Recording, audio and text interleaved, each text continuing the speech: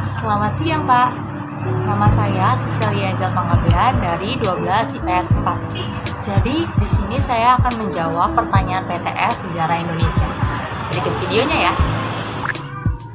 Pertanyaan nomor 1, yaitu berdasarkan materi yang telah Anda baca tentang sejarah politik luar negeri Indonesia, bagian manakah yang paling menarik bagi Anda?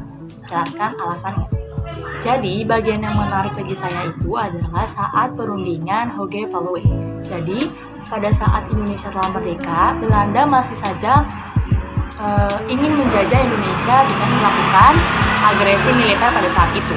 Tetapi, Indonesia terus mempertahankan kemerdekaan setelah proklamasi, yaitu dengan perjuangan diplomasi.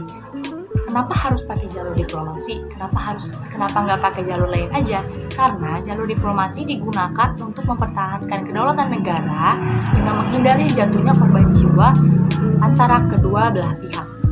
Perundingan ini terjadi pada tanggal 19 April 1946 dan berlangsung selama 12 hari sampai tanggal 25 April 1946. Nah, dari hasil perundingan Hoge-Veluwe ini, konsep perundingan yang dibawa oleh diplomat Indonesia yaitu agar pemerintah Belanda mengakui kedaulatan de facto Republik Indonesia atas Jawa dan Sumatera. Namun, usul ini ditolak oleh delegasi Belanda, yaitu oleh Dr. Van Mook, Profesor Lugengan, Dr. Edinburgh, dan Dr. Van Rooyen, dan juga delegasi lainnya. Perundingan lagi-lagi berakhir dengan kegagalan dan kebuntuan. Kenapa gagal? Karena usulan ini tidak memberikan kemajuan bagi Republik Indonesia, jadi terpaksa harus digagalkan atau kayak diberhentikan seperti itu. Dan pada saat pertemuan berikutnya, semua usulan Indonesia pun ditolak.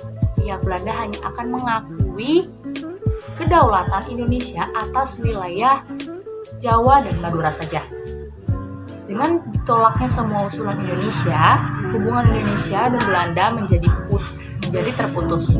Pada 2 Mei 1946, Van Mook atas nama pemerintah Belanda kembali mengajukan usul dengan yang isinya sama dengan usulan Belanda sebelumnya, namun usulan itu ditolak keras oleh pemerintah Indonesia. Banyak perundingan yang dilakukan oleh bangsa Indonesia dan Belanda, namun berakhir sia-sia. Hal ini adalah faktor dari sikap Belanda yang masih tidak ingin memberikan kedaulatan secara penuh kepada bangsa Indonesia. Pertanyaan nomor 2. Sebagai generasi muda, hal apa yang Anda lakukan untuk mendukung politik luar negeri Indonesia yang bebas dan aktif?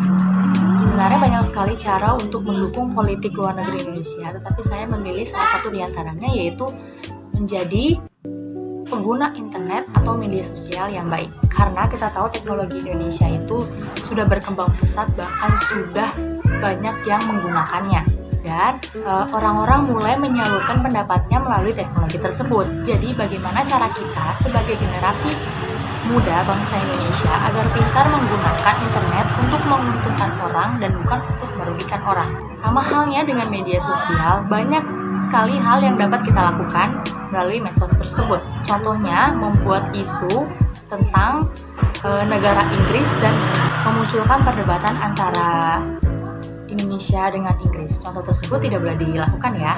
Jadi generasi muda adalah generasi yang memajukan negaranya dan bukan memalukan negaranya. Sekian penjelasan dari saya. Jika ada kata-kata yang salah, mohon dimaklumi dan mohon dimaafkan. Sekian dan terima kasih.